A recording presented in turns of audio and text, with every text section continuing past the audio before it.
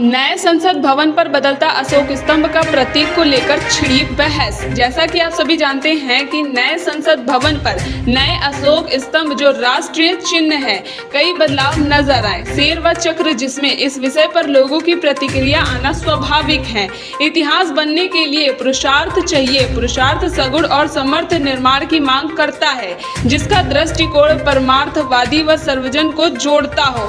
बुद्ध काल तलवार से नहीं, करुणा और तर्क से विस्तार लेता है, इसीलिए सारी दुनिया को अपनी गोद में ले लेता है। भारत का मौर्य वंश बौद्ध काल का शीर्ष है। जब महान सम्राट अशोक अपने विजय की ताकत का पताका फहराकर जब तलवार पर निगाह डाली तो खुद से पूछा, ये सब क्यों और किस लिए? विजय के अहंकार को करुणा में डुबो देना उसकी महानतम व्याख्या होती है।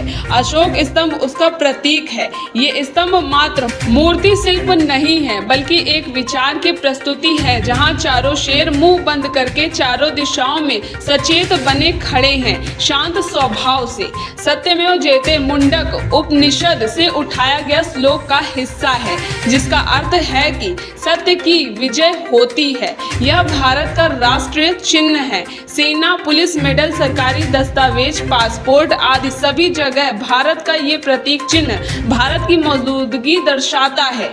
मगर आज 11 जुलाई 2022 को भारत देश के सत्ता आमीन भाजपा के प्रधान सेवक आदरणीय नरेंद्र दास मोदी द्वारा यह चिन्ह बदला जा रहा ही नहीं, बल्कि बदल दिया गया है। आखिर ये सब किसके इशारे पर?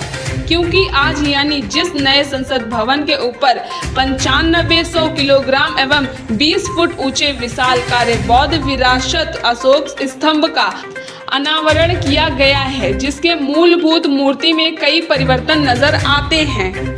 इनके शेरों में खुला मुंह ये दर्शाता है कि शेर खूंखार होता है, और है भी। यह प्रदर्शित किया जा रहा है। देश के इस प्रतीक चिन्ह के बदलाव यानी फेर बदल का कारण जानना आवाम की मांग है।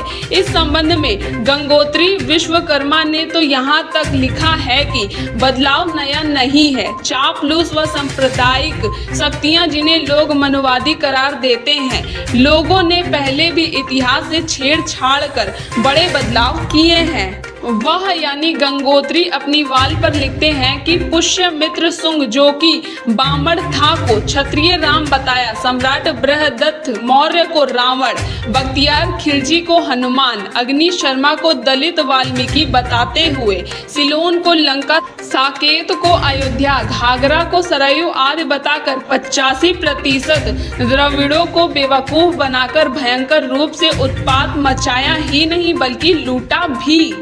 वहीं पर दूसरे आरपी सिंह ने अपनी वॉल पर लिखा कि कुछ लोगों का मानना है कि नई संसद पर 4 शेरों वाला जो प्रतीक लगाया गया है, वो बौद्ध सम्राट अशोक वाले प्रतीक जैसा नहीं है। अगर खरी भाषा में कहा जाए तो बात बस इतनी है, जिसकी सत्ता है वो इतिहास को अपने हिसाब से लिखता आया है।